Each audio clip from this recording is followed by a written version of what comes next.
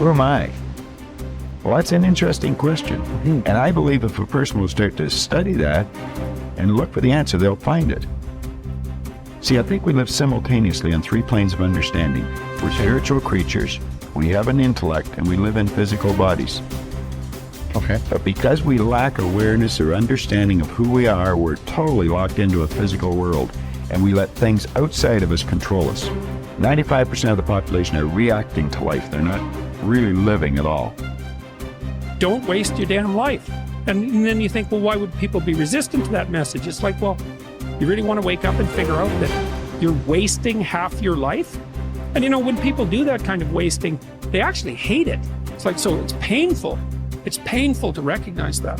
I believe that all of us came here with something. All of us showed up to give something, and that nobody's going to give that service that you have to give. No one's going to produce your product. No one's going to write your book. No one's going to open your academy. No one's going to begin to create your daycare with a special curriculum to help to cultivate the high self-esteem in our children. That's your idea. And if you don't bring your idea out here, when you die, all of us will suffer because we've been deprived of your genius because you allowed butt to keep you in the bleachers and not pursuing your greatness. You take it to your grave with you. And that's what most people do. Our imagination, there's a power flowing into our consciousness. And through our imagination, we build the image of what we want. This is the dream. I see what I want. And I've got this beautiful dream. I impress it upon the subconscious, and it turns into a desire. So you don't get what you want, you get what you desire. Waddell's pointed out the science of getting rich. The desire is the effort of the unexpressed possibility within, seeking expression without, through your action. Well, that desire is expressed through the instrument of the body because it changes the vibration of the body's in. The vibration causes you to act, and the action sets up an attraction. And it's the action-attraction that alters the results. You may not be able to do all you find out. I understand that. You may not be able to do all you find out, but you should find out all you can do. See, you don't want to wind up at the end of your life and discover that you've lived only 1/10 of it. And the other 9/10 went down the drain. Not for lack of opportunity, for lack of information. If you fall down 100 times in a day, what does it matter? For a committed man, there is no such thing as failure. If you fall down 100 times, 100 lessons to be learned. If you commit yourself like this to creating what you really care for, now your mind gets organized. Once your mind gets organized, the way you think is the way you feel, your emotion will get organized.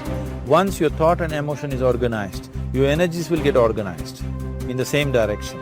Once your thought, emotion and energies are organized, your very body will get organized. Once all these four are organized in one direction, your ability to create and manifest what you want is phenomenal. You are the creator in many ways. Often I begin a seminar with a little exercise. I ask the audience, how many people here would like to double their incomes? Almost everyone smiles and raises their hands. I then ask, how many people here would like to lose weight, get out of debt, achieve financial independence? Again, everyone smiles, some people cheer, and they all raise their hands. Then I say, wonderful, these are great goals that everyone has. We all want to make more money, spend more time with our families, be fit and trim, and achieve financial independence. Not only do we all want the same things, but we all know what we have to do to achieve them. And we all intend to do those things sometime. But before we get started, we decide that we need to take a little vacation to a wonderful fantasy place called Someday I'll. We say that, someday I'll read that book. Someday I'll start that exercise program. Someday I'll upgrade my skills and earn more money. Someday I'll get my finances under control and get out of debt. Someday I'll do all the things that I know I need to do to achieve all my goals. Someday. Probably 80% of the population lives on someday I'll most of the time. They think and dream and fantasize about all the things they're going to do someday. And who are they surrounded by on someday I'll? Other people on someday I'll. And what is the chief topic of conversation on someday I'll? Excuses. They all sit around and swap excuses for being on the island. Why are you here? They ask each other. And, not surprisingly, their excuses are largely the same. I didn't have a happy childhood. I didn't get a good education. I don't have any money. My boss is really critical.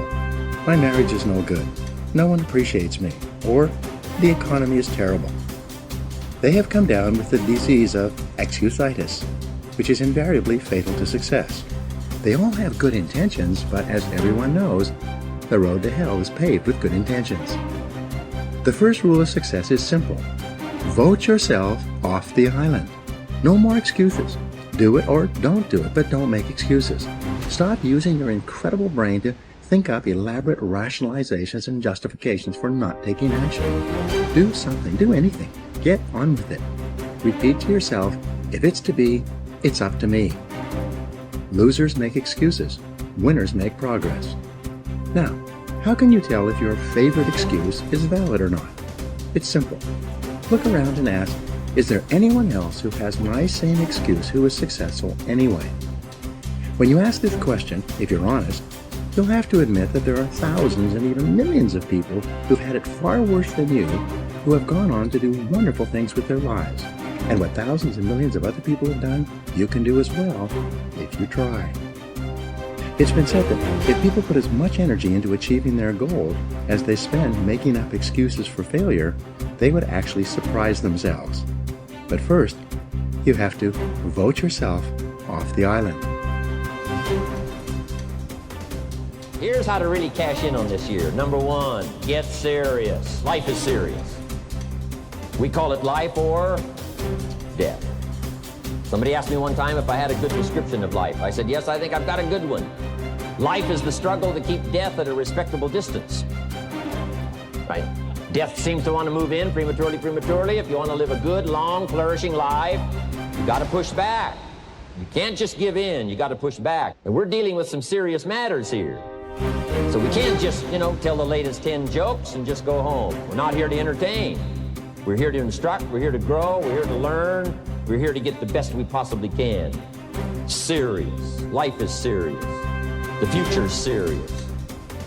One ancient novelist said, these are the best of times and these are the worst of times. And for some of those who came across this platform at the extravaganza, $1 million a year incomes, for them, it's the best of times. But I want you to know that while they're getting the diamonds and the millions, there are a lot of people around the world, for them, it is the worst of times. The best of times and the worst of times. That's called serious matter.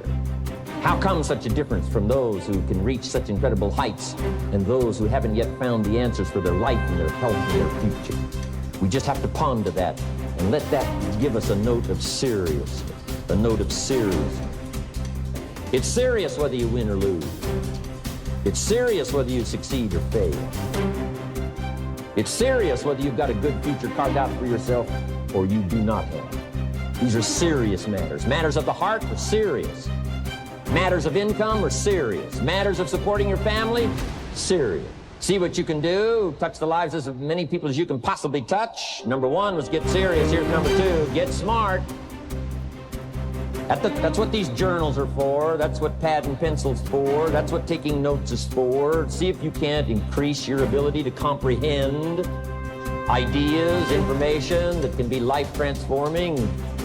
Don't miss the opportunity to learn. Take a good key phrase home, use it in your training. Don't be lazy in learning. Don't be casual in learning. Develop a whole new intensity for the 90s that you're not going to miss the information. You're not going to miss the stories. You're not going to miss the details. Get smart. Here's a couple of parts to it. Number one, your own personal experience. Right? If you've had a bad week, just sit down and ponder that for a while. Study it. See if you can't pick up some ideas from a poor week and then make a better week. Okay? Learn from your own experiences. One way to learn to do it right is do it wrong. And that's one way to learn to do it right. Do it wrong. Now the key is don't let it take too long. If you've done it wrong for a year, we suggest that's long enough. You don't need another year just to prove a point. No, 1 year is enough. Learn from your own experience. Try as hard as you wish, and you cannot be happy unless you believe in yourself. Work with all the strength at your command, and you cannot accumulate more than barely enough to live on unless you believe in yourself. The one and only person in all this world through whose efforts you can be supremely happy under all circumstances, and through whose labor you can accumulate all the material wealth that you can use legitimately, is yourself. Self-confidence might rightly be understood as the backbone of Hill's success system. But despite how crucial it is for prosperity and happiness, this characteristic is significantly underdeveloped in most individuals. The majority of human beings in today's world move through life aimlessly and dejectedly, casting their eyes on the ground rather than up and ahead to the financial, spiritual, and emotional riches they could claim. They allow external opinions to dictate how they see themselves and how they see the world. Their passivity permits negative thoughts to infiltrate their subconscious mind, which then undermines them by working to translate those dominating ideas into reality. As a result, people without self-confidence drift through life, endlessly dissatisfied with their circumstances and using this unrest as an alibi for their poor self-regard. The time for self-doubt and self-criticism is over. Your faith in yourself and your ability to attain your chief desire make the difference between your success and failure. Hanging in the balance are your emotional and financial security. Today, this very minute, you begin a journey of discovering, acknowledging, and sharing your strengths so that you can retain the energy and motivation you need to achieve your goals. With a strong sense of self-worth, no amount of poverty can keep you from success. Confidence is a state of mind necessary to succeed, and the starting point of developing self-confidence is definiteness of purpose. When you recognize that you are not powerless to change your circumstances, that regardless of your material resources, you have a priceless asset in your thoughts that can be directed toward achieving exactly what you want in life, your motivation and your ability to accomplish more in life will greatly improve. You will realize that you, not anyone or anything else, are the master of your fate and the captain of your soul. Something unpleasant happens to you during the day. Go to the mirror and say, "I love you anyway." Because events come and go, but the love that you have for yourself can be constant. And it is the most important quality you possess in your life. If something wonderful happens, go to the mirror and say thank you.